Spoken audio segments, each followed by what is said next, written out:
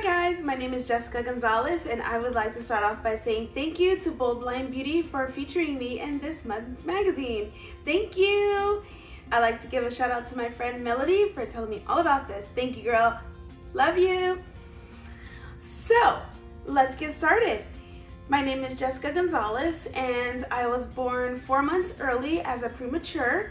I was diagnosed with the eye disease retinopathy of prematurity, which is short for ROP. And in my state, my vision, I don't know how others' ROP is, but my vision may be a little different from others. I am totally blind in my left eye, and in my right eye, I have no peripheral vision, and I have very cloudy vision in my right eye, which is like looking through the fog. And it's like being nearsighted and farsighted kind of at once. And so with that, as a child, I hid that from the world. I mean, obviously you can see that one eye is straight and one eye is crooked, and so that always brought a lot of stares, a lot of teasing. But I still walked with no cane, and I had no guide dog, and I had no help, and oh boy, falling down was a thing to do. And I still got teased a lot by a lot of peers growing up, but as I've gotten older and a lot more confident in my life, a lot of that stuff stopped. I don't know if people became more mature. I definitely became more confident, and I learned to embrace my vision and roll with the punches. So how I did that was I started off by going to the Orientation Center for the Blind in Albany, California. That is where I first learned how to read and write Braille. I learned my orientation skills. I learned how to use the computer as well as my living skills, which pretty much kind of highlights, how to get around the house, how to organize your stuff, and how to cook and clean. After I finished that program, I went and got my very first guide dog, Fender, and I learned from there how to be severely independent.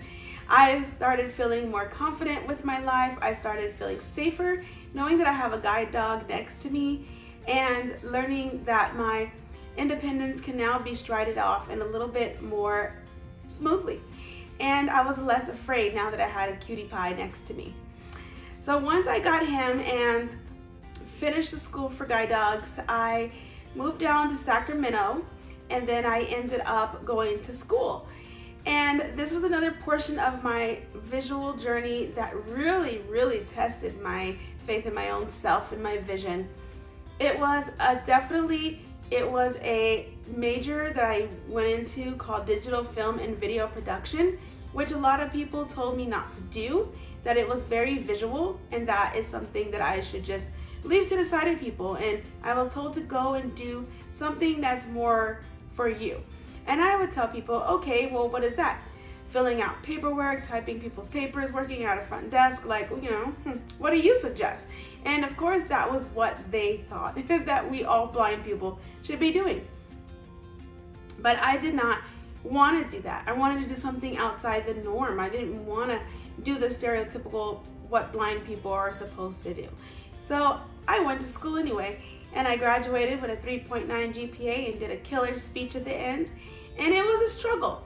I did struggle a little. I could not see through the camera lens. I can see it once it was done and it was on a big, big, big screen, but I had a lot of help.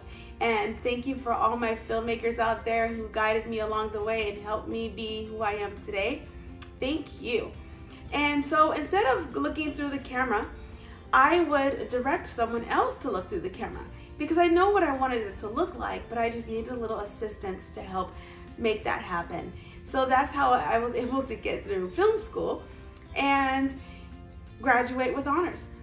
And so after I was done with that, I went to apply for a job at Apple, and I started off as a technician.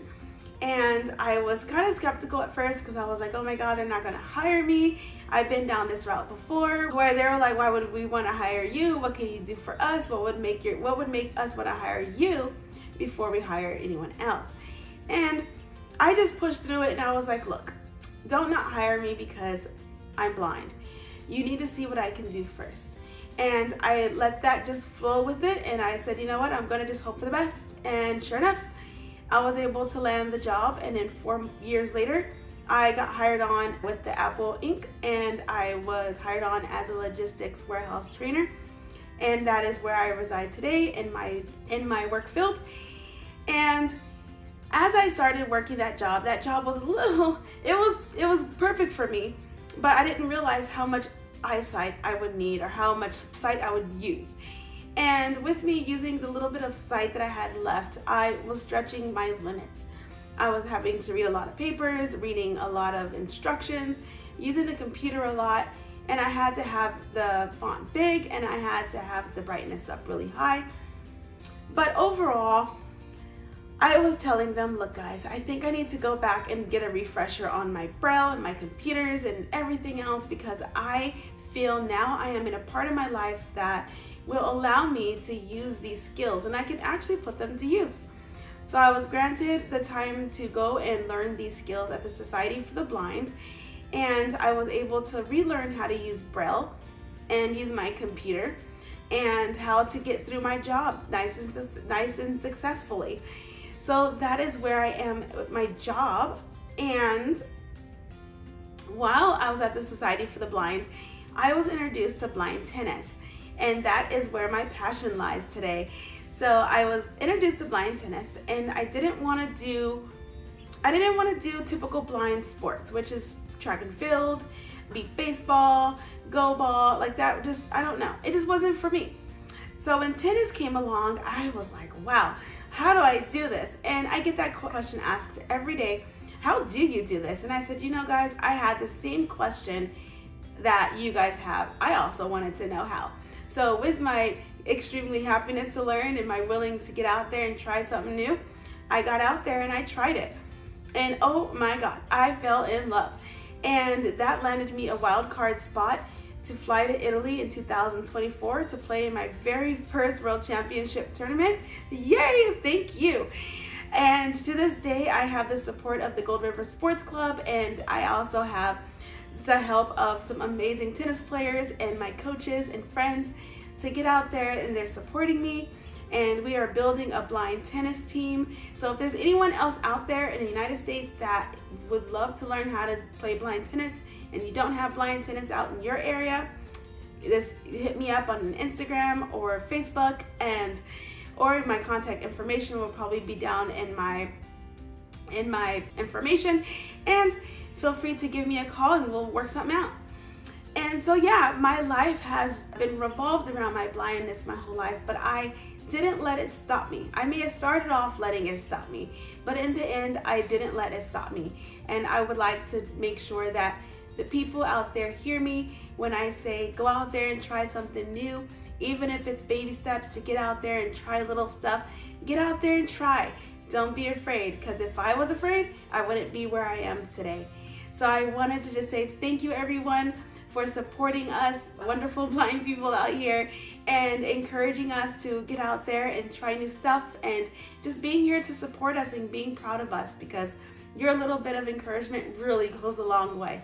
So I just wanted to tell everyone thank you, and have a wonderful, wonderful day. Thank you guys.